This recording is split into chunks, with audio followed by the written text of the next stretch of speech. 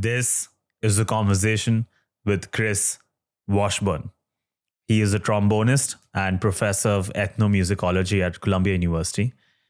He has recorded over 150 albums, many of them Grammy nominated, a couple of winners, and he's also the author of multiple books, including Latin Jazz, The Other Jazz, and Sounding Salsa. He is the founder of Columbia University's Louis Armstrong Jazz Performance Program and the leader of the band Soyotos, a popular Latin jazz group in New York. In this conversation, we discuss what is jazz, what is the importance of it, how he fell in love with jazz. We talk about jazz history, Latin jazz history, why it was marginalized, the problems with labels and genres. Then we also talk about the origins of salsa. This is no time. If you like what you see, then do hit subscribe on YouTube, follow on Spotify, rate 5 stars on Apple Podcasts. This project takes a lot of my time, money, and effort. So if you'd like to see it continue, please consider making a donation on Patreon or Anchor. You can buy Super Thanks on YouTube. You can join as a member on YouTube. You can buy gifts on Instagram Reels. I'm starting to experiment with giving members early access to these videos. So please consider supporting this project if you can. If not through monetary channels, then do consider sharing these episodes, leaving your likes and comments. All forms of engagement, they really go a long way. For other forms of love and support, you can follow this channel on Instagram or Twitter, or follow me personally. And now it is no time.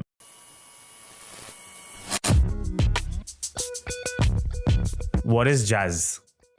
Sidney Bechet said it was the sound of freedom. Louis Armstrong said what we play is life. Nina Simone said jazz is not just music, it's a way of life. It's a way of being, a way of thinking. Saxophonist Bill Easley defined jazz as a beautiful response to adversity. Wayne Shorter said jazz means I dare you to create. This question has been asked often and it has many answers, and I think every answer is interesting. I'm looking to add another gem to this collection of answers. I want your answer. What is jazz according to you? Well, thank you for that. You just mentioned some of the most important voices in jazz, and I think that they capture it very well. And if we think about what it is they're actually saying with their answers, it comes down to the essence of what I think jazz is. And what I find unique is that none of these musicians are, when they are asked to identify this music, are talking about a genre of music. They're not talking about an object. They're not talking about they're not using the word as a noun. They're using it as a verb. And I think that, to me, that's what it is. It's an action. And it's an action that is deeply tied to a very rich history of the African-American experience in this country, because it grew out of a historical context that still resonates very much today. So it's not a simple, what is jazz? My answer would be, it's a verb. And it's, what I mean by that, it's a way of musicking on a very fundamental level, but it's also a way of navigating life, of thinking about life, of embracing some fundamental principles that are tied to the roots of this music, the Black experience here in the United States, and building upon that rich tradition. And so it's as simple as that. It's a philosophy of life. It's a way of navigating life. It's a way of living life. You said it's an action deeply tied to history. In a way, it's a philosophy of life. Wynton Marsalis had said, the thing in jazz that will get Bix Beiderbecke out of his bed at 2 o'clock in the morning, pick that cornet up and practice into the pillow for another 2 or 3 hours. Or that would make Louis Armstrong travel around the world for 50 plus years, nonstop. Just get up out of his sick bed, crawl up on the bandstand and play.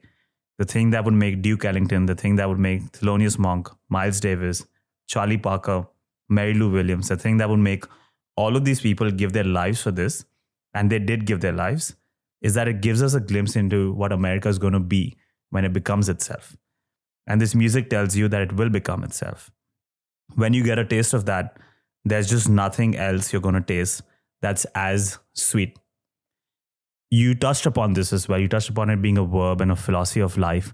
Does music in general doesn't need to have a purpose, doesn't need to stand for something. Can music just exist and be music for music's sake? Or do you agree with Wynton Marsalis that no, it needs to send a message of some sort? It needs to give you a glimpse into either the past, present, or future. So let's first, you've asked me several questions there, right? So whether I agree with Wynton, yes and no. I think where Wynton Marsalis falls short is that he continually ties this music to something he calls America, right, or the United States. And I think it's larger than that. I think that, yes, it does come out of that experience that was at the foundations of this country and what we're still grappling with right now. I mean, what's playing out right now in politics, it has to do with the beginnings of this country, right? It's about the Constitution, and it's about a lot of different things that are still unresolved. Jazz is unresolved too, like that. But the principles that are at its core, I think, are global, and they're applicable to the world. And it represents the potential of what the world can be, and a very beautiful version of that. You know, when Wayne Shorter said his definition or what jazz means to him is, it means I dare you. And then when they asked him what the dare was, he says, I imagine what the world could be and I make it so. So in other words, for Wayne Shorter, it's the world. And so Wynton is right. I don't disagree with him. He's very articulate about this, and one of the best advocates we have, the strongest advocates that we have for this music. But I think the applications transcend our borders, and it transcends all borders. In many ways, I think it's the key to world peace. I was giving a presentation at the World Economic Forum several years ago, and in the audience was Kofi Annan. And afterwards, he invited me to have dinner with him. And what I found out is he's a huge jazz fan. I didn't know that. He actually had Wynton Marsalis come and play happy birthday to him at a birthday party.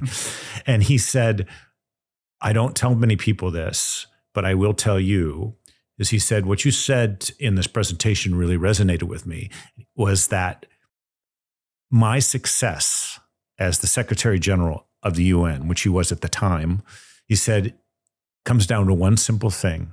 I treat every single negotiation, every conversation I have as a free jazz improvisation. Okay.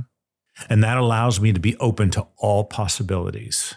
And it's the way that I can create space for everyone to take a solo, to be felt and be heard, and be invested in an outcome that's satisfactory to all of us, or just below satisfactory to everyone, meaning a great compromise. And that just blew me away. That was the first time that I got a glimpse of the ideas behind this music being just way greater than what happens on the bandstand every night in New York City. It really can resonate out in multiple ways. And even when President Obama gave the Medal of Honor for Sonny Rollins, he also mentioned the role of jazz and improvisation in his own leadership ability, that while he was the president of the United States. And so this is what I would say, is that the applications of these go far beyond just the fact of this country. I asked you many questions. You gave me many answers that I want to explore. Before we go there, I do want to cover how you got into jazz. When you were in 5th grade, you were picked to play for the school band, and you always wanted to play the trumpet. You went up to this table with all the instruments, picked up the trumpet, blew on it, no sound came out. Your mother asked you whether you still want to play the trumpet. You said yes, but she insisted that you try one more instrument. So you picked up the trombone next, blew on it, a sound came out. And in the past, you've said that you didn't pick the trombone picked you. You grew up in rural Ohio in the decades of the boom of rock and roll. And early in life, you wanted to be a rock and roll star as well. The first band that you were a part of was a Led Zeppelin cover band. At what point in your life did you start gravitating more towards jazz? What was it about jazz that attracted you? And in hindsight, did you pick jazz or did jazz pick you? Yeah, that's a really good question. Thanks for your research on my biography. It's all that what you said is all true.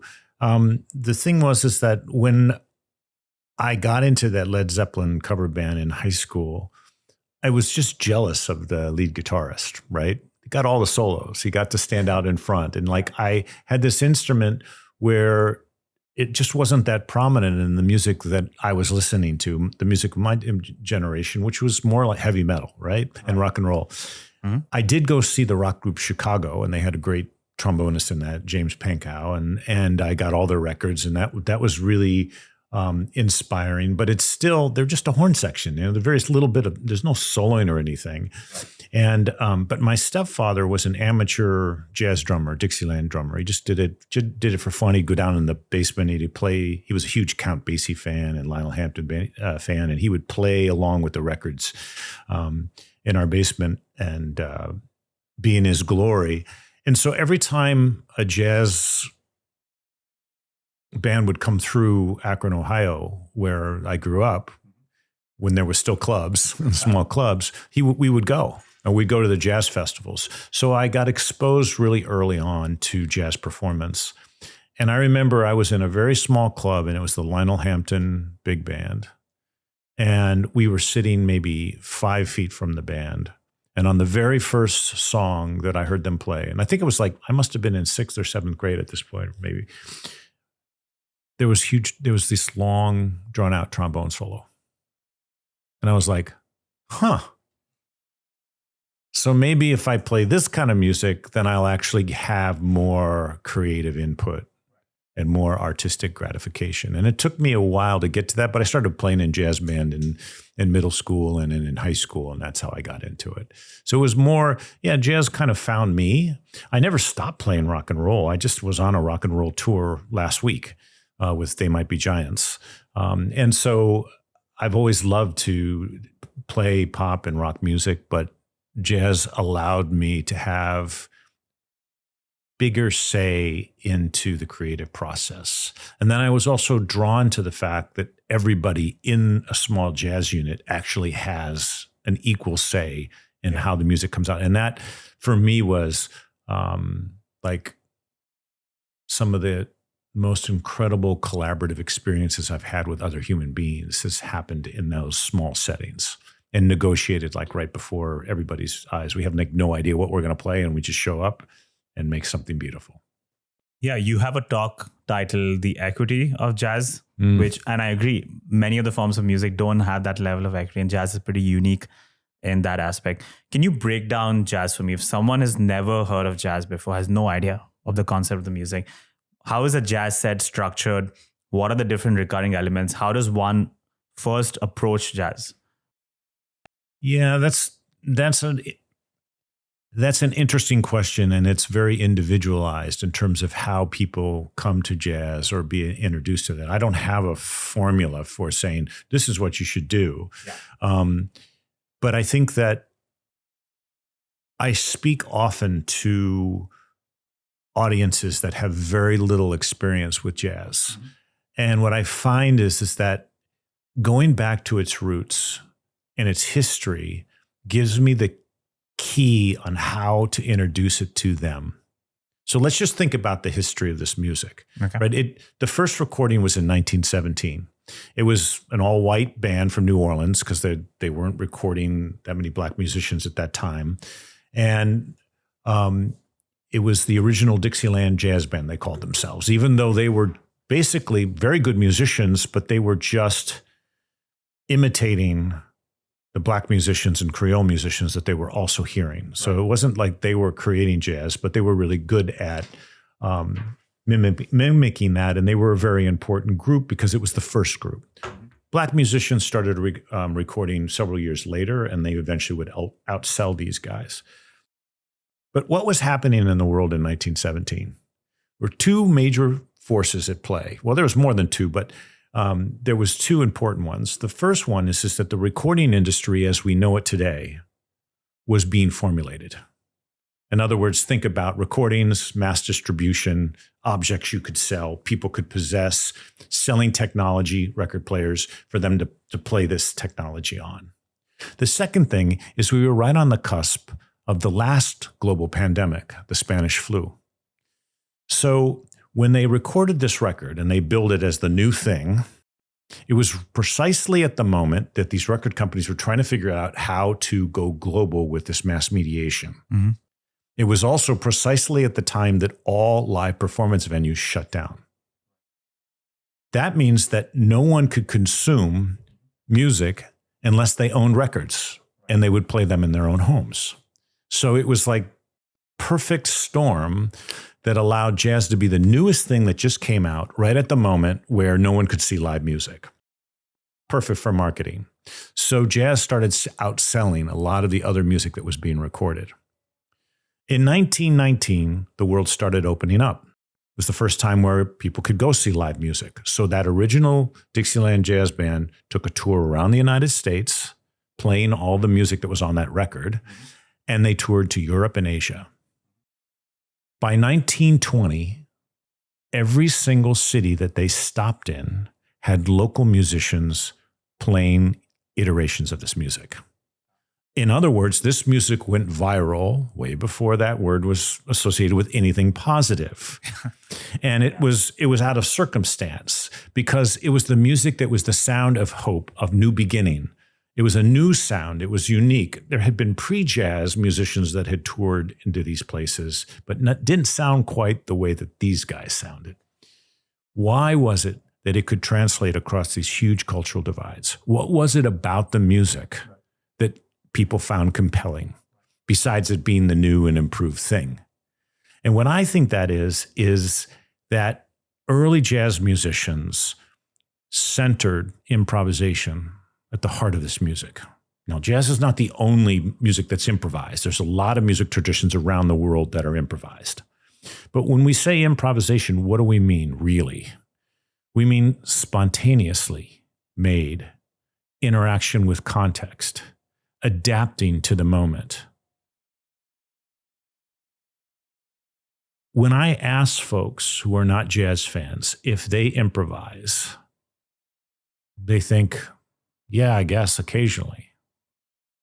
And I said, no, you don't.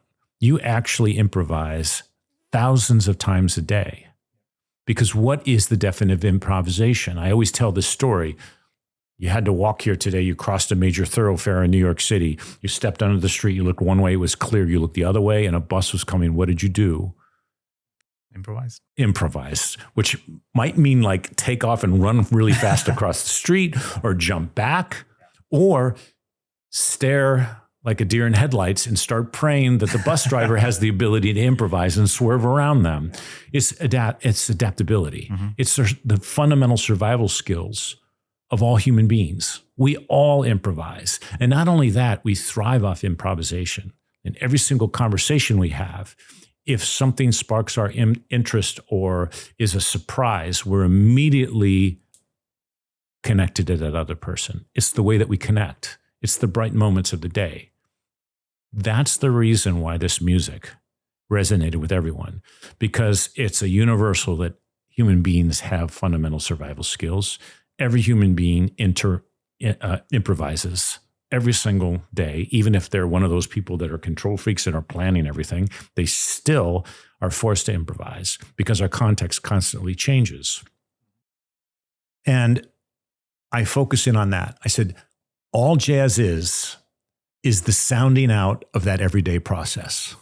It's like having a conversation and someone surprises you and you go, tell me more. And that's what musicians do. When we look at each other and we smile, someone has just done that. We also, it's so tied intrinsically to group interaction.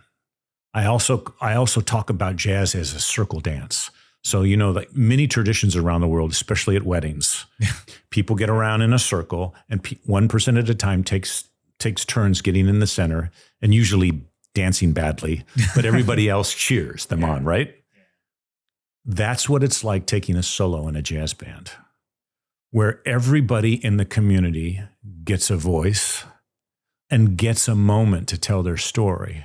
And the rest of the community standing around amplifies their story, either by cheering them on or interacting with them. That's what jazz is.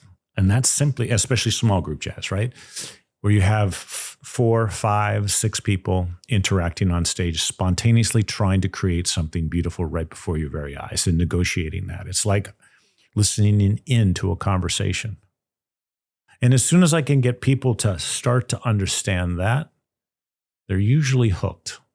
They may not be jazz fans for the rest of their lives, but they walk away with an understanding. So what does that mean? If it's a small group jazz thing, there's going to be improvisation. There's going to be communication and collective improvisation, a negotiation of sound. They're going to use music like a language and speak to one another with a calmer grammar and calmer structures, just like we do when we speak in a language. And so as long as everybody in that band has language competency, some beautiful things can happen. It's very poetic the way you describe it. So I get how it's structured, but I want to also cover how to actually listen to it. Your professor, Richard Davis at a university, had once given you an assignment, go home and listen to music. And you thought it was an easy assignment, but he said, no, you have to actually listen to music, actively listen to it, listen till you sweat. How do you listen to music till you sweat? Many of us, myself included, we play music as a supplementary sound. It's playing in the background when you're working out or working or commuting or driving. It's always paired with an activity. So how have you learned to actively listen to music, and how do you listen to music in a way that you appreciate and listen till you sweat? So music can function in a lot of ways. Like background music, it's fine. That's the majority of it. There's nothing wrong with it. I mean, and when I go to the gym, I listen to music. It actually it's a performance enhancing drug in many ways. It helps you actually exert more, especially if you're listening to music that you love. Mm-hmm. But musicians definitely have a different relationship to sound. There's many fMRI studies of musicians when they're listening to music. Typically, it's not the same parts of the brain that are firing than non-musicians. It's more of the analytical, right? It's less of the emotional. But there's also something that uniquely happens when jazz musicians improvise and you're getting a real-time MRI scan of the brain. All inhibitions are gone. And it's just this kind of free, almost like on a fundamental survival level, those mechanisms are firing, which is really interesting. So is there a right way or a wrong way to listen to music? No. Just deeply engaged is all that's really important. That's what listen to your sweat means. It means don't do anything else at the time. Make music the sole object of your attention. It's hard to do if you haven't practiced it. How long can you not let your mind waver and listen deeply into a particular recording, inside it, hear in between the notes? Those are the types of exercises that help non-musicians to listen a little deeper. But at the same time, you can, when he meant listen to you sweat, it's not only that, it's even deeper because it's not just listening to the sounds, but it's listening emotionally, it's listening psychologically, it's listening spiritually, and listening to others in that way to try to connect deeper, using that as the raw materials to connect deeper. So great jazz musicians can walk into a room or onto a bandstand and within 5 or 10 seconds be able to assess where everybody is emotionally, philosophically, spiritually, intellectually, and psychologically, and then use that as the raw materials to really connect on a deep level. So that's what it means to listen to you sweat. But then there's another side of this, which I think all non-musicians can understand. And that is something called acoustomology. So that's acoustics and epistemology put together. So epistemology is a way of knowing, and acoustics sound. So knowing through sound. So if we were sitting right here, right now, and you heard a siren, what would that tell you? That there's going to be an ambulance passing by. Music tells the future. Sound tells the future. The function of sound in our ancestry is survival. It's how we could hear prey coming. It's how we could hear food coming that we would kill. It's how we could hear enemies coming and we could survive. You hear before you see. So in an art form that sounds, you have an advantage. music is the only art form in the entire world that tells the future, because it sounds out the future before it actually happens. And you can tell that simply as like the history of protest songs. People use music to be able to voice things that they cannot voice in everyday speech, right? And then if you have music that does not have words, then you have this ability to express emotions that everybody has a chance to interpret any way they want for their own ways of thinking. So when Wynton was saying, like, sounding out America, that's kind of what he's talking about. He's talking about that music has this fundamental role. So we oftentimes, and it's hard to speak in generalities, but let's just say in the United States, we're such a visual culture. And music has been turned into a visual art form. Because think about, has there been a big pop star releasing any music lately that doesn't release a film or a video along with that? That's to help you, guide you, but it also limits the ability for you to engage deeply and interpret it the way that you want. But it also helps. It assists people to kind of suck them in, especially if it's a difficult concept. I always like to use Beyonce as a perfect example of this, because she's cosmopolitan, she's worldly, she's global, she's engaged with a lot of different cultures around the world, and she uses her platform to elevate and amplify those cultures. And by creating videos, it even amplifies it more. So it's not a critique on this, but what it does is it pushes us in the direction of even more visual. But visual only gives you like the present, right? It doesn't give you the future and the present. And then also the music is rooted in the past, so there's resonance of the past as well. And I like to, when I get students in my classes who are not musicians, is to teach them about knowing the world through sound as opposed to knowing it through another sense. So the simple assignment is just walk home today and only listen. Don't look. Keep your eyes open so you don't trip. But better yet, close them and have a friend with you to guide you to make sure that you stay out of danger, and just hear your way home. What do you hear? What do you notice? And it's usually mind-blowing, because all of a sudden they realize how much sound is around us all the time. In our current culture, we just ignore that. We filter that out. But you'll also notice if you're walking down the street and you hear a gunshot, immediately everybody interacts, because we're programmed to react to sound in that way. A lot that I want to explore even further. You've touched upon how music can give you a glimpse into the future. This is what Wynton Marsalis said as well. And he specifically said about America. It was going to show you what America is going to be. And you mentioned that music gives you a resonance of the past. In your book, Latin Jazz, The Other Jazz, you open with a quote by Jorge Luis Borges when he explores the influence of one event in world history, the butterfly effect of Fray Bartolomé de las Casas proposing to Emperor Charles V that they should bring in slaves from Africa to the Isles of the Caribbean to work in the gold mines. And that one decision sparked off a series of events in world history and gave rise to a very rich culture and history.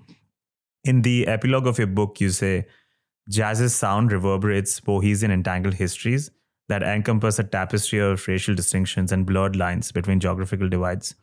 It is a product of the black, brown, tan, mulatto, beige, and white experience throughout the Americas and the Caribbean. To deny this is to deny the resilience and fortitude of our foremothers and forefathers of jazz. It denies the music's open aesthetic that we have inherited from African American culture. And it denies what truly reverberates in every jazz solo heard from stages across the globe. So let's dive into the history. You've already started, you mentioned it about the timing with the Spanish flu and how it became viral, but I want to also dive into the context in which jazz was born. What are the different reverberations of the past that has seeped in jazz? What histories is it entangled in? Yeah, There's no easy answer to that, but thank you for asking such a wonderful question. So when I talked about 1917, that's the commercialization of jazz. That's the mass mediation, right? But in order to truly understand it, you need to understand what came before that. And it's about 500 years prior to that. And to understand why there's this music that has improvisation and what was it trying to express and what was the Black experience in this country that it was trying to express. So I decided for when I started writing my book from 1917 onward, and I just became frustrated because I kept having to go back a little further to understand 1917 and go back a little bit further. And then pretty soon I was like on 1865, right? And during the Civil War of this country, which was really important. But then going back farther, like why New Orleans? Why were these musicians in New Orleans, like the founding fathers and mothers? And why was it at that place that this music, pre-jazz styles emerge? And it's not all pre-jazz styles. There were other pre-jazz styles that were emerging in other places. So it's not only New Orleans, but I wanted to have a better understanding of that. And as I went farther back, I got all the way to this French and Spanish war that was happening in the Caribbean and playing a role, because up until that point, it was like the population of New Orleans was 4,000 people. That was it. It was kind of this far out, this small little port city that was pretty insignificant. But around the turn of from the 17 and the 1800s, there was this huge population influx, and there were all these refugees from the wars that were happening in the Caribbean. And within just a couple of years, the population was over 25,000. Then it was almost 40,000, and most of those people came from the Caribbean. Okay. So that was pretty remarkable when I went there, and I was like, well, why did they come there? And New Orleans became the biggest port city in the United States at the time.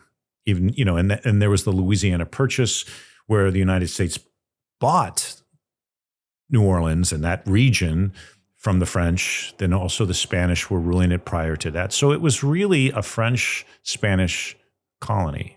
It was much more in line with Havana than it was New York during that period. And then I started to do research into, well, were there slaves at that time in that region? And there were. As a matter of fact, it was some of the earliest importation of slaves into what would become the United States. And it goes back into the 1600s. And the first few slaves that arrived were not West African. They were from Martinique and Guadeloupe. They were Caribbean. Why is that important? That's important because during the French administration, they allowed the enslaved peoples to gather at a place called Congo Square and sell food and their local goods, as well as perform their musical styles. It was one of the few places in the United States where West African and Caribbean, like Neo-African traditions from the Caribbean, were allowed to actually proliferate and continue. It wasn't constant, but it was a place. What was really interesting is right after those initial importation of those people that had coming from an Afro-Caribbean traditions, were infusing this area with their traditions. The next importation was folks from the kind of Senegambian region, which is the region that they came from was this swampy, big river inlet that was very similar in climate to New Orleans with the Mississippi. When they arrived there was this drought that was happening, and it was like a mass starvation. The colonizers were all dying. And it was those folks coming from the Senegambia region that knew what kind of vegetables you could grow under those conditions and basically fed the whole region and had New Orleans survive. Therefore, that's one of the reasons why Congo Square was set up, because they were growing food to feed everyone, including themselves. And that was one of the reasons why it proliferated. So now think about that. This is a city of the United States that is primarily an Afro-Caribbean city. And if you go there now, you'll see like the architecture doesn't look like any other city in the United States. People speak differently, the food is different, and the music is different. Why? Because they have this rich history. And that immediately shows the global roots of this music. It was not only trans-Caribbean, but it was trans-West African. And then, of course, there were European and also Latin American folks that were there. The New Orleans was also a location where there was not just a black-white class. There was a Creole class and a mixed class. And there was also many indigenous folks that were living in that region as well. So it's just this rich tapestry in which this music that we know as jazz eventually starts to emerge. And it was the fight that these folks had, especially when slavery was abolished, to try to create, reimagine the possibilities for themselves.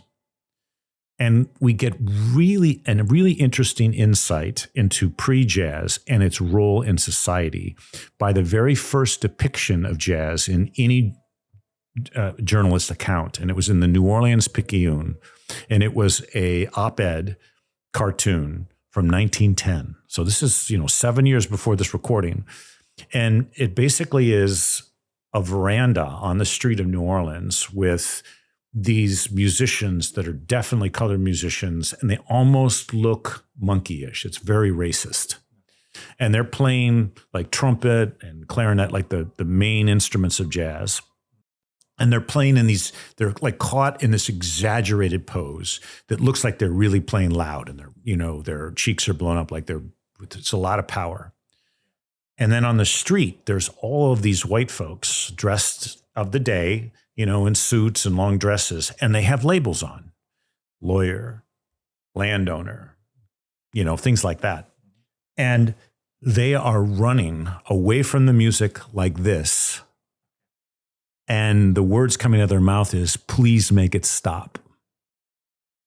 And when I see that, I realized that when Sidney Bechet said that jazz is the sound of freedom, that's what it was. It was a group of people that had been silenced, or people have been trying to silence them for about 450 years, 500 years, finally taking back space, taking back public space. And this music was a vehicle, because it was loud, it would transcend boundaries and walls. Now you need to hear our stories. Yeah. And it was at that moment, knowing the rich history that came before and seeing that cartoon, I was like, this is a global expression of freedom. This is the coming together of hundreds of years of traditions from all around the Caribbean, from Europe and from West Africa, emerging in the aftermath of so much trauma and being the anodyne, the solution, the way to imagine a way forward. And so when I listen to jazz, that's what I hear. I hear that layered resonance of the past. But then also, as I've stated, it also tells you what the future is. It's how people are going to think later. And that cartoon caught it. It was perfect. It was the present moment at that time. But those musicians kept playing. They didn't stop. And like, if you can think about the scene, like what happened, did they get shut down? No. It was totally legal for what they're going to do. Go visit New Orleans today, and you're going to see the same thing happen. On the street corners, you're going to see a bunch of musicians playing. A lot of follow-up questions for you, but before we go there, I want to bring Latin jazz into the picture as well. Jelly Roll Morton had once said, if you can't manage to put tinges of Spanish in your tunes, you will never be able to get the right seasoning, I call it, for jazz. What is Latin jazz? What is this seasoning? What are the key tenets or features of Latin jazz that distinguish it from other forms of music? Oh my God, this is like the best and the worst question to ask, because I personally have no idea what Latin jazz is. That's what my book is about, is that I think that the beginnings of jazz, I think it's, if I'm remembering correctly, is the year 1629, when those Guadeloupean and Martinican folks were brought in against their will to labor in New Orleans. That's the beginning of what we know now as Latin jazz, because it typically is imagined now. It's like a marketing label now, and it's a misnomer. But I have to use that as part of the title of my book, because that's this complex of music that I'm talking about. That's what people talk about when they want to identify that genre. But it predates jazz as we know it. It's the coming together of Caribbean and African American music through this triangulation of West African traditions to create a new music and a new musical expression. It doesn't get labeled anything different than jazz or the new, because like when the New Orleans or the original Dixieland Jazz Band was playing, they played what would become known later as Latin jazz. They would play iterations of mixtures of Caribbean rhythms and these African American traditions together, but nobody made a distinction. That distinction didn't even happen until like the 1940s. So it happens afterwards, and it happens as a marketing ploy. And it happens because Dizzy Gillespie decides to call his new band that when he's using these experimentations with newer Cuban rhythms that had already been in the presence of jazz from the beginning, but he was consciously doing it and foregrounding it. And he wanted to sell it as something different. He called it Cubop, like the mixture of Cuba and bebop together. And it was a brilliant marketing tool because, it was like the new thing. And so people flocked to it. And so it's something new. But it was like the worst thing that happened to this music because it starts to segregate it from jazz proper. It's something viewed as something other. And so, the definition of Latin jazz, what people typically say is that you overtly hear that Caribbean influence. It's foregrounded. So that might be in the presence of a conga drum or various rhythms. But then the principles of jazz, like that Wynton Marsalis talks about with improvisation and kind of the blues aesthetic, and he calls it swing, but not just the swing rhythm, but the swing meaning the interaction of folks and coming together. That's what it is. You brought up a difficult question about labeling and genres, and there's a chapter in your book titled "Why Call It Latin Jazz?" where you say we are repeatedly forced to specify generalities that essentialize music. Yet in reality, musicians rarely inhabit one place along this continuum, but freely and fluidly migrate, changing positions even within one composition or from one song to the next. This encapsulates everything you just spoke about as well.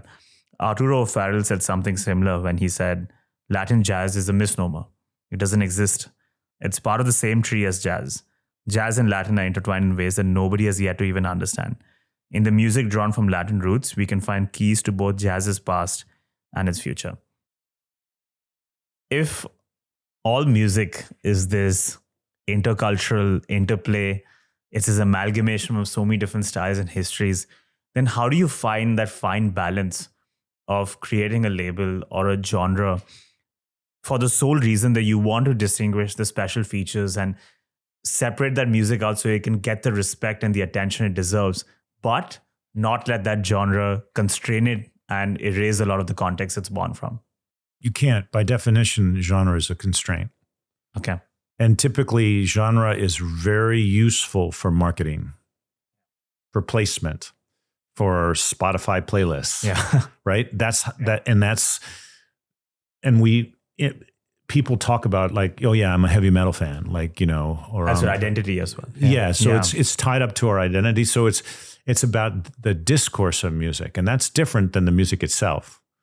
So what actually sounds on the bandstand is something way more complicated than the discourse around music. But the discourse around music is really important.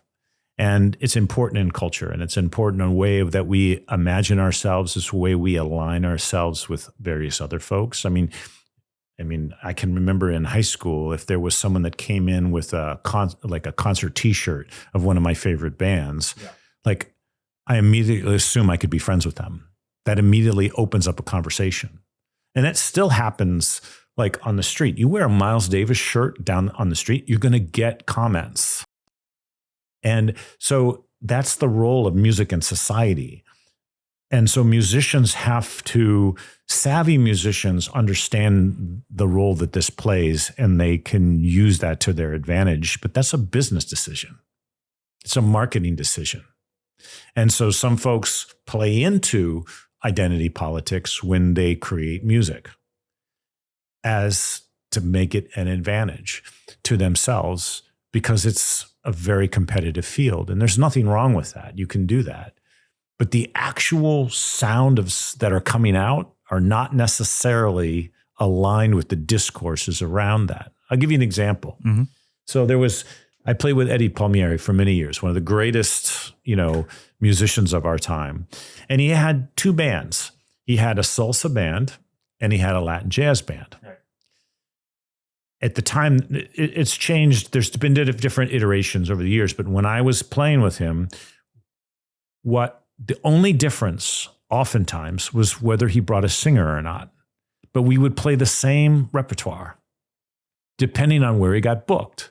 If it was a jazz festival and they wanted Latin jazz, then they would play their instrumental tunes, or they'd do instrumental versions of their popular salsa tunes that they would have with vocals. If it was a salsa festival, you'd definitely bring a singer because it's such an important component to that genre. And I remember asking him one time, I was like, don't these folks understand that you're just playing the same music in both regards? He goes, a gig is a gig. It's business, right? They want me to be a Latin jazz artist, and so, okay, I'll be a Latin jazz artist. They want me to be a salsa artist. Okay, well, I'll be a salsa artist. And then when he got the NEH Jazz Masters Grant, which is one of the top levels for jazz musicians, he was really surprised. He goes, I guess I'm going to have to learn how to play jazz now.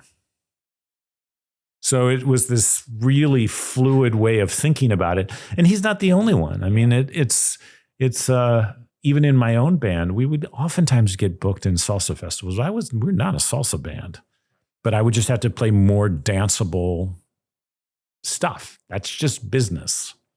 So, you can talk about how do I express myself artistically and stay true to the music and things like that. But music is also business always. It's not just an art form, and especially jazz, right? Jazz started since 1917, it's been commercialized and mass mediated. So if you want to become a jazz musician, you're in that legacy, and you need to contend with that one way or another. Charles Ives echoed this in a note on the second movement of his Fourth Symphony when he said, my favorite symphony of his. Nature builds the mountains and the meadows, and man puts in the fences and the labels. If it's just a business decision to put in the fences and the labels, then I'm not able to reconcile the fact that the Grammys had removed the category for the best Latin jazz album a few years ago. By an extension of this argument, then the philosophy was right, that there's some truth to the fact that if you continuously have a category separately for it, you're promoting the otherness of it. So how do you find that balance where you want to say, yes, Latin jazz is jazz, but you also want to draw attention to it and acknowledge it with that separate category that they had? Yeah, I mean, that's the quandary. That's the business and that's the music. So I was one of the people that fought to have Latin jazz reinstated. And some of my colleagues were like leading the charge and leading the lawsuits for that. And, and it was an important fight to have, because the Grammys is the only thing that we really have, but it's a popularity contest. Right. And it's also, if you're on a major label, they have more voters than if you're on a small independent label. So it's stacked against you. So a new artist coming about, even if they're fantastic, if they're slightly not aligned with what is the choice of the day, the most popular version of jazz of the day, they're never going to even get nominated.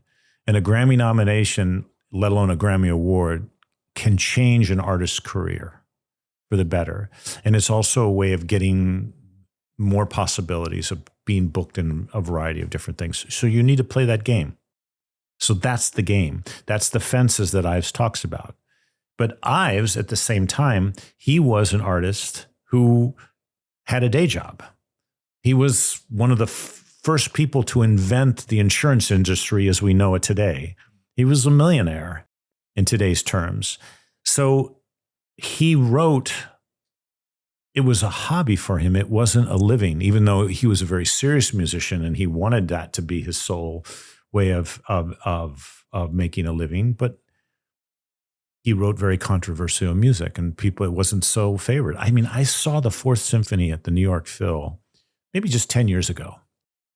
And it's rare that they would put that on. And they put it on at the end of the concert. Why? They put like Haydn and Mozart on the first half and then maybe a short piece before it on the second half. Why'd they do that? So that everybody that was uncomfortable with Charles Ives' music could get up and leave before half the audience left. And it was by far musically the most compelling of anything that was played on that concert. But this was just 10 years ago. And this is a piece of music that was written probably almost 100 years ago, maybe more. And it still is so challenging, folks. So him making that statement was like, yeah, I'm going to just ignore that. But he could afford to ignore that. There are other folks that can't afford to ignore it. You've spoken about the othering of Latin jazz. You brought up the cartoon as well. And I want to dive into the roots of it. Why was Latin jazz othered? Why was the perception of Latin jazz the way it was? Yeah. Well, if we look at jazz prior to the 1940s, you'll see iterations of Caribbean and jazz intermixed constantly on every single bandstand. And that was when jazz was at its most popular, where jazz was synonymous with popular music of the day, like during the swing era in the 1930s. Okay. Those bands were playing congas and rumbas because they were the popular dances of the day, along with the Lindy Hop, right? So there was this fluidity of moving between styles because the music was so attached to what was ever popular in the dance world. It was dance music. In the 1940s, there was a shift. There was a shift in this country. First of all, it was the beginning in post-World War II years, it was the beginning of the civil rights movement, the very early iterations of that. So the Congress for Racial Equality started in, I think, 43 or mid-40s.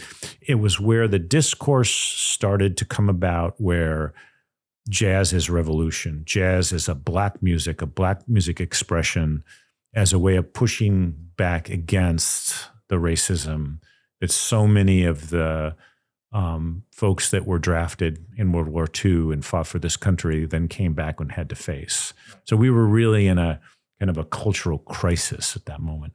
And that was precisely at the moment where we start to see writers and thinkers referring to this music as black expression, as recognizing. And prior to this, there was like very few overt statements that jazz is an African-American art form or jazz is a black art form. Or at that time, it would be a Negro art form is how they would refer to it at that point. And we start to see people like Amiri Baraka starting to write things like that. Albert Murray was another really important figure that was talking about it. You'd see iterations about this music referenced like in Ralph Ellison's works as well. So some of the top writers coming from African-American culture start talking about this music in a different way in the 1940s, where they start taking ideas that Ellison had and then pushing them forward. And a younger generation of musicians, especially beboppers, started to recognize that. Dizzy Gillespie, Charlie Parker, that realm where they were starting to play music that was not necessarily solely attached to dance. And the roots of this are earlier. Ellington had Duke Ellington had repertoire of dance music, but he also had like more art music. He was writing things called symphonies and things like that, trying to align himself with classical music and high art. And he really pushed that idea, but it kind of came to fruition in the 1940s. So we start to see a split with popular music and jazz. There were still jazz musicians who were playing very popular iterations of the music, but then there was a whole number of other group that were talking about modernism in music. They were talking about intellectualism, Black intellectualism, that jazz asserted that. The tempo started speeding up. Like, if you listen to Charlie Parker or Dizzy Gillespie and folks like that play, the speeds are so much faster than was happening in the swing era. The chords were more complicated. The speed of thought that is necessary to play that way is superhuman. And so we start to see that we get this cultural shift, and we start to get this discourse around jazz as a Black music expression. There's an ownership that's taken, because at this point, jazz is like global. And it's almost as though Black culture now, to assert its pride, says, wait a minute, we need to take back ownership of this music. This is our music. Yes, it's popular around the world, and it resonates around the world, and people of all creeds and ethnicities are playing it, but fundamentally, it's our music. And that discourse just gets more and more militant as we move from the 1940s into the 1960s with the Civil Rights Movement, and for good reason, right? Because you don't want to erase African-American culture by talking about this as a global music. No, African-American culture is centered of this. This music wouldn't exist without that culture. But what's the definition of African-American culture? What's the definition of Black culture in the United States? It's really globalized. There's a huge West Indian context in that. There's a huge West African and Black diasporic element of that. There's an indigenous element as part of that. It's a very rich tapestry in and of itself. So, but that was not necessarily politically the most important message that needed to happen in the time of Malcolm X and Martin Luther King. It needed to be Black. It needed to be African American, and so that's where that accentuates the othering of when musicians like Dizzy starts to improvise with Cuban musicians to try to come up with something novel. While we're talking about history, I want to bring salsa into the picture as well. In your book, Sounding Salsa, you say the fundamental processes at work in the 60s and 70s when salsa emerged, the same time period, as an identifiable Latin popular dance music genre, remain remarkably centered in these newer forms. As such, at the core of salsa music making and performance lie the tensions involved in the dynamics of intercultural exchange, so fundamental to the cultural milieu of New York City, and more recently throughout the globalized salsa communities, where diverse people collide and collude in their navigations of their everyday lives. Through salsa, tensions of ethnic and national differences play out in fascinating ways, as the music serves as an arena for a contest concerning ownership, authenticity, and representation. We've already alluded to a lot of these elements as well, but I want to specifically target some of the aspects with regards to salsa. Let's dive into the history of salsa. What were these fundamental processes at play in the 60s and 70s in New York City that are remarkably centered in salsa? So one of the fallouts of this discourse about jazz being a Black music is that it erases anything that's not Black as a fundamental process. That was happening in New York in a lot of different venues, because the United States, since 1896, has identified anybody with, a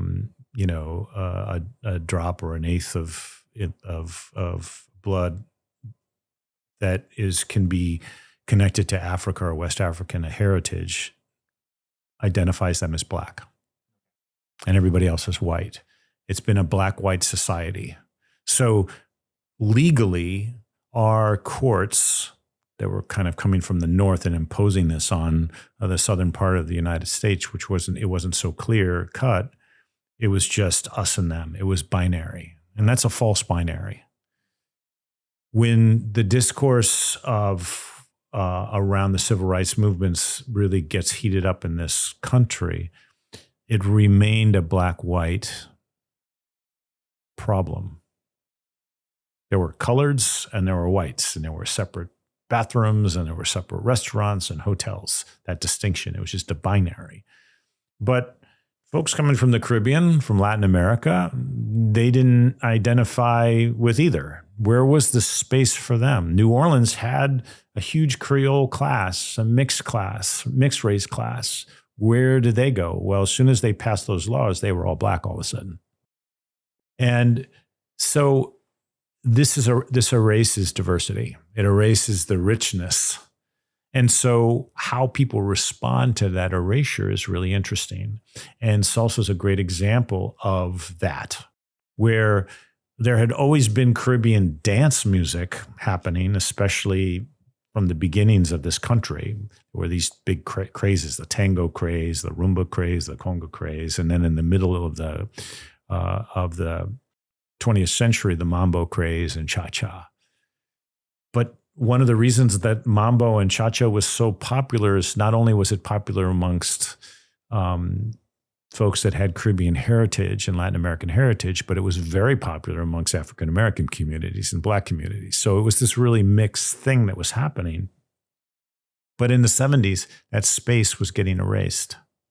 And that booking, marketing, clubs started to self-segregate. And there were enough of a population and demand for Caribbean dance styles that actually like an entire separate industry starts to form that doesn't need white audiences, doesn't need Black audiences. They are self-sufficient in and of themselves. And salsa is that iteration, that first music that comes about that starts to turn inward, where it was the response to the Puerto Rican communities to Malcolm X was to create an activist community called the Young Lords, and they were pushing for embracing your heritage and your cultural pride and asserting that publicly. It's the same kind of thing that happened with the Sound of Freedom in New Orleans with the jazz musicians asserting their pride outwardly. And we start to see the Puerto Rican Day Parade happen. We start to see concert tours that are just in the Caribbean and Latin America, and they're not actually, or sometimes in Spain too, but they're bands that are not traveling anywhere else besides that. Or if they travel in the United States, they're just playing for Puerto Rican, Dominican, Colombian, and Mexican communities. And salsa lyrics started to change to talking about the experience of coming from Puerto Rico and living here, or facing difficulties living in El Barrio or Spanish Harlem and things like that. So that music gets marked as asserting the cultural pride of a specific community, and eventually gets popularized and becomes transnational in very similar ways that jazz did, where you have local iterations of salsa bands playing all over Latin America and the Caribbean. What is the impact of jazz and salsa on the present? What are the reverberations on the present? What musical styles, genres today, and even beyond music, what elements of culture directly or indirectly influenced by jazz or salsa? Well, let's just stick with music for a minute. In terms of jazz, there's not one type of popular music in the world today that has not been influenced in some ways, either directly or indirectly, from the jazz tradition. None. Like what's hip hop? What's hip hop culture? What's freestyling? Improvisation. It's the local iteration. It's a new generation of kids who, when band programs were cut in the inner city schools, were musical, and they figured out another way to make music, inspired by Jamaican turntable DJs, where that's where the first iterations of hip hop start. And so that's the first thing. And like, what has hip hop not touched in terms of popular music? What has hip hop not touched in terms of culture around the world? Like I travel a lot, and when I go to different countries, I see hip hop designs, hip hop dress everywhere. Like even the same type of movements. It's like it's completely transformed the world, but the roots of hip hop are jazz. Salsa, on the other hand, who are our big pop stars right now? And have been for the last generation? Bad Bunny. There's no way that Bad Bunny could exist in the pop world had salsa not existed, had mambo, had rumba, had those folks in 1729 not come to Louisiana. That's why Borges is in the beginning of my book, because he's such a brilliant writer, one of my favorites, to capture that kind of cause and effect, how you can trace things throughout history and how they reverberate and resonate in ways that you could not imagine. But we had the number one on the Billboard 200 charts, an entire Spanish recording that many folks that don't speak Spanish were consuming and loving. Prior to Bad Bunny, it's Mark Anthony, it's J-Lo, it's Christina Aguilera, it's Beyonce doing her Lemonade record, which is all about Caribbean religious traditions. It's really incredible. And so I remember the first iteration that I ever saw of this, I went back to Ohio. This was, oh my goodness, this must have been in the 1980s or 1990s. I can't remember the exact year. It must be 1990s. And I visited a childhood friend I hadn't seen for a while. And he had a daughter who was like 12 or 13. And he said, hey, my daughter is studying piano. She's getting really good. And you're a musician in New York. Would you come and like listen to her and let her know what you think? And she was like really scared. And we said, all right, but the piano's in her bedroom. We got to go upstairs. So we go upstairs and she plays like a little Beethoven piece, right? Really well. She's very talented. And I was like, wow, that's amazing. And we were done and he had closed the bedroom door.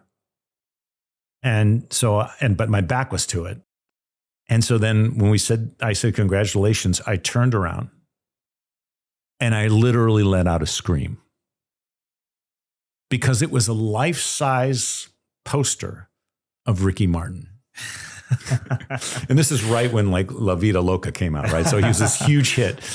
And I was like, and me playing here in New York City with all these Puerto Rican artists.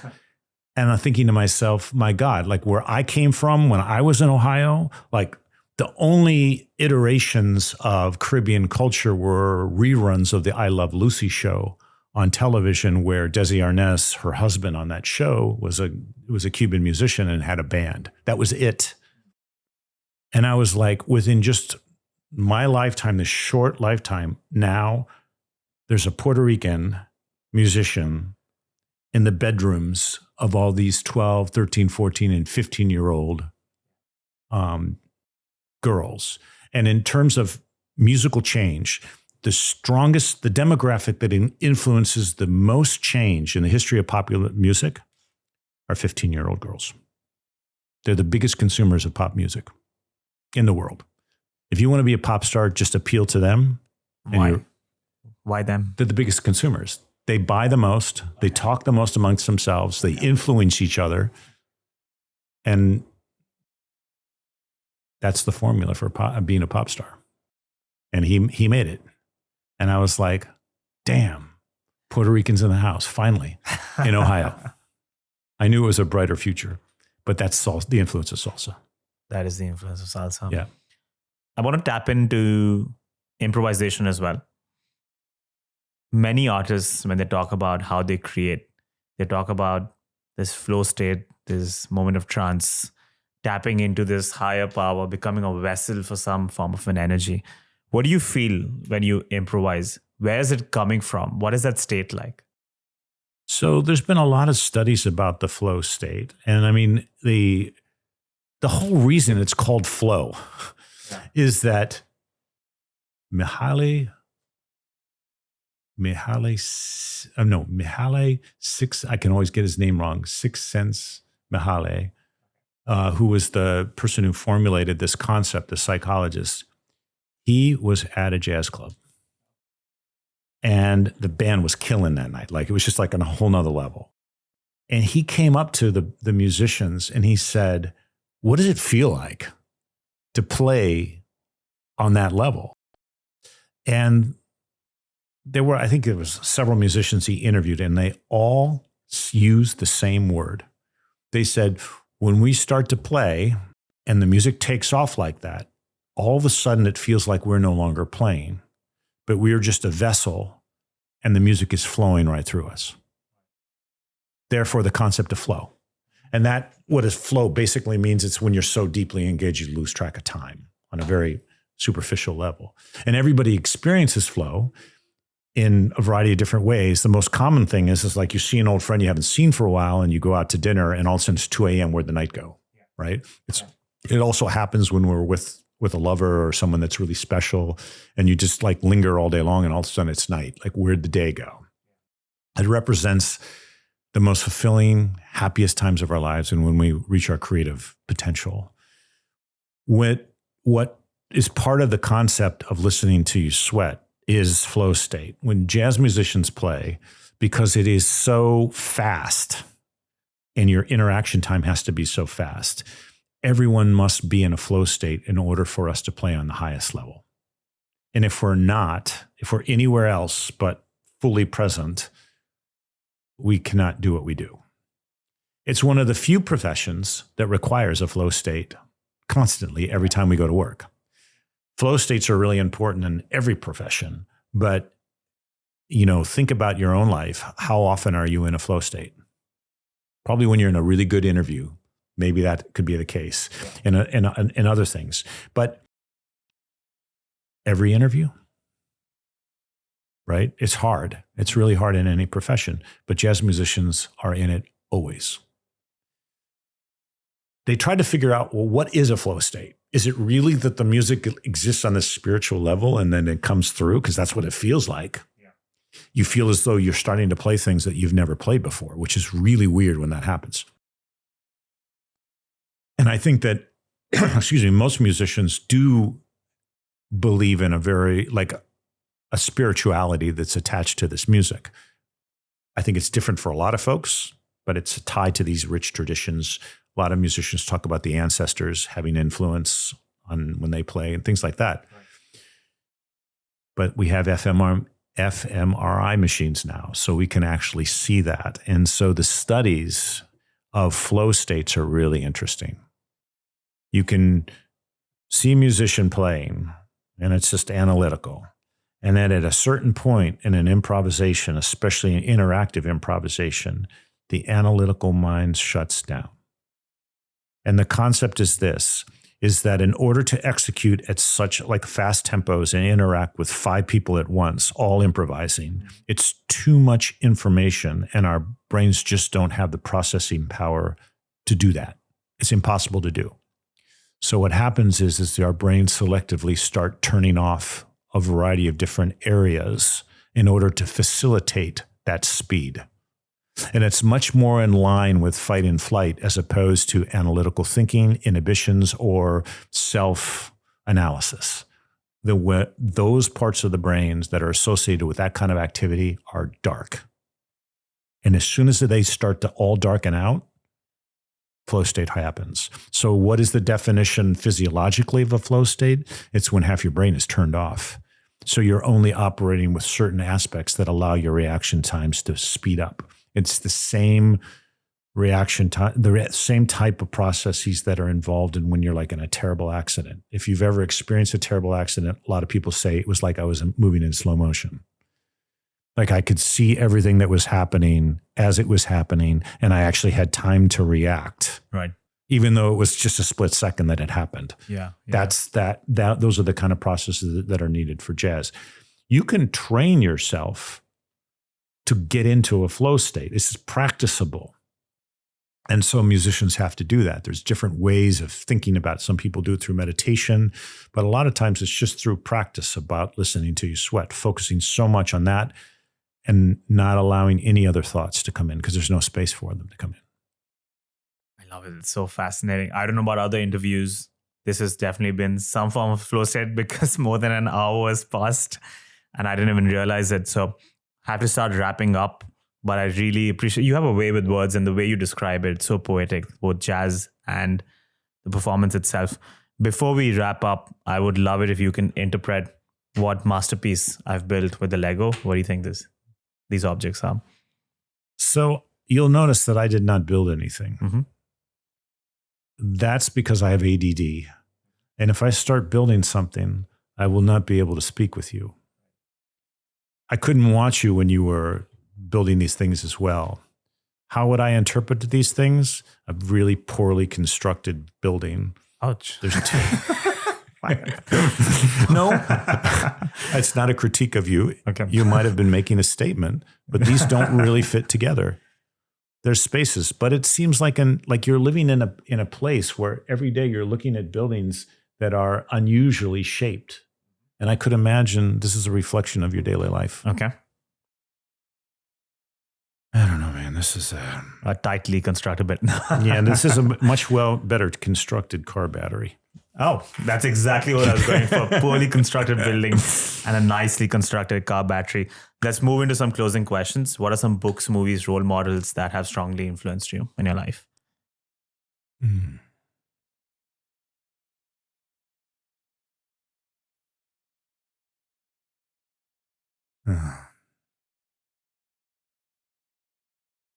So a few things. Mm-hmm. When I have to write and when I have to compose, I do two things.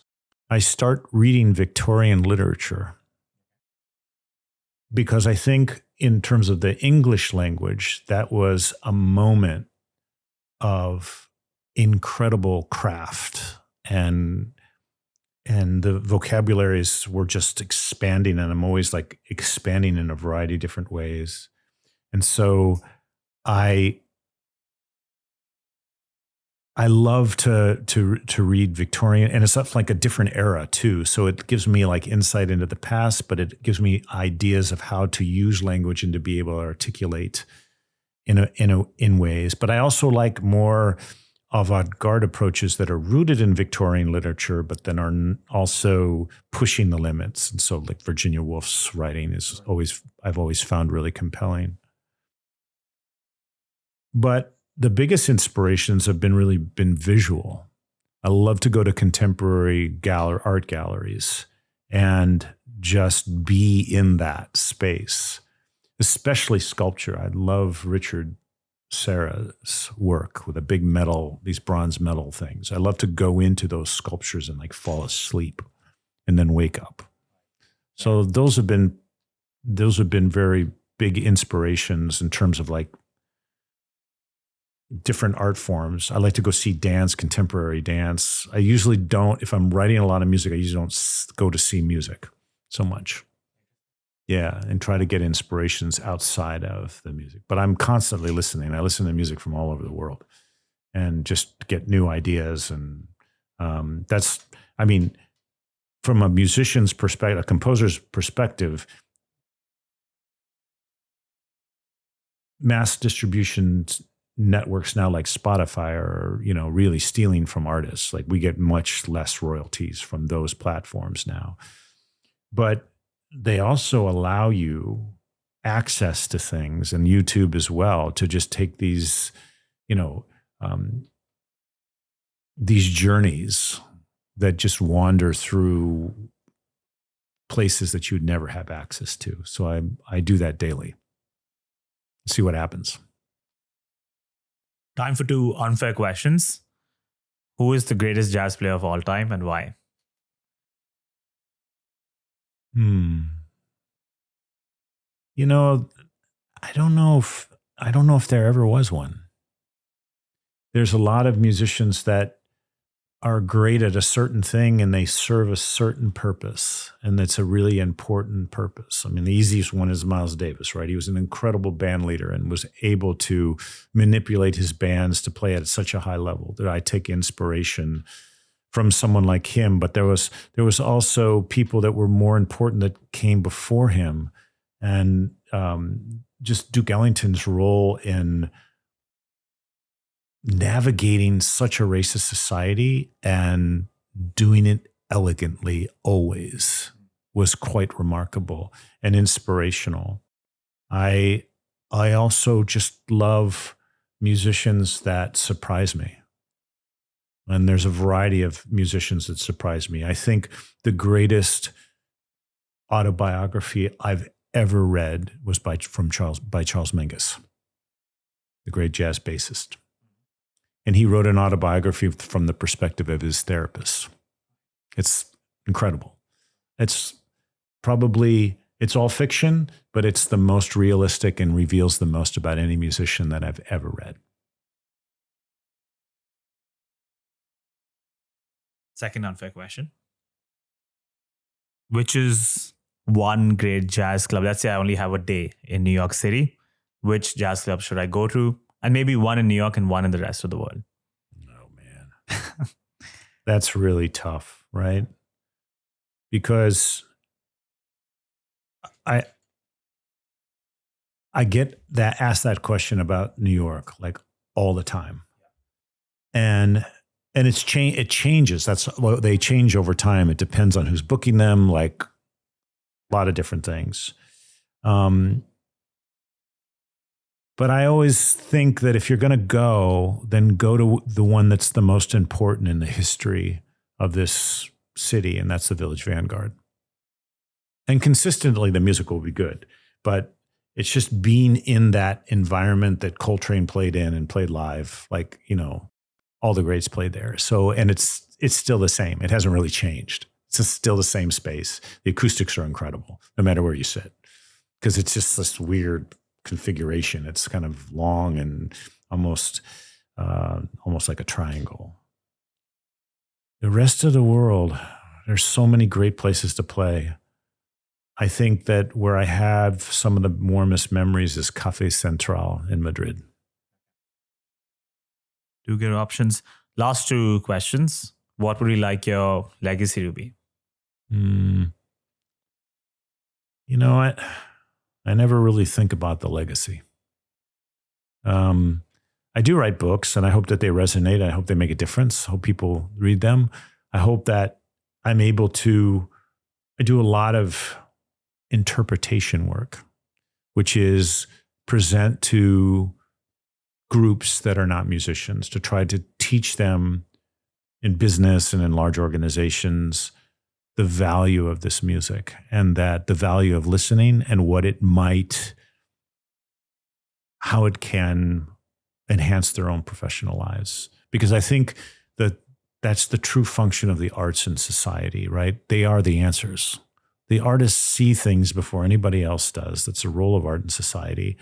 And they have such special insight. And because they do, and they're so powerful, they are oftentimes ostracized, paid very little, kind of marginalized in society.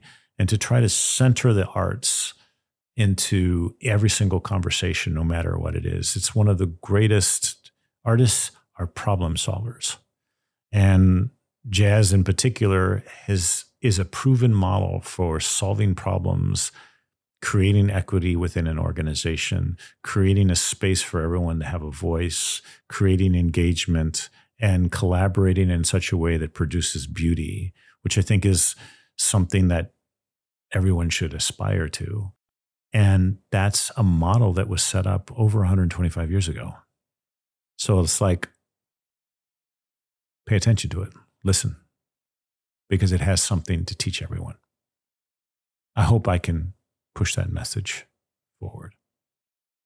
See, I think you're already pushing that message forward. You have downplayed your legacy. A few decades ago, you were diagnosed with a rare form of melanoma. And in your last performance with your band, before you started treatment, you told them, see you on the other side. I'm glad you saw them on the other side, because I'm sure your music has given a lot of joy to a lot of people. And this conversation is testament to the fact that your knowledge of jazz history, Latin jazz, salsa, has only enriched the lives of your students. So it's already a rich legacy you leave behind. Final question. We started this conversation with a question that's been asked often that has many answers. What is jazz? I want to end with a question that's also asked quite often that has many answers. And I'm sure you'll find this question very easy to answer. What is the meaning of life, Chris Washburne? The meaning of life. Yeah. Ooh.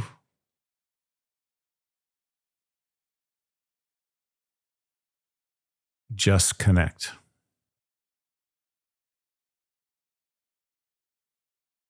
What do you mean by just connect? Life is an opportunity to connect deeply with others. So the meaning of life is just to connect. I can get behind that meaning. Professor, if people want to connect with you, if they want to find out more about you, your work, read your books, or watch one of your performances, what is the best way to find you? Social media, LinkedIn, Instagram. Those are the spots. As always, Professor, thank you so much for such a fantastic conversation. Thanks for having me. It's been a pleasure.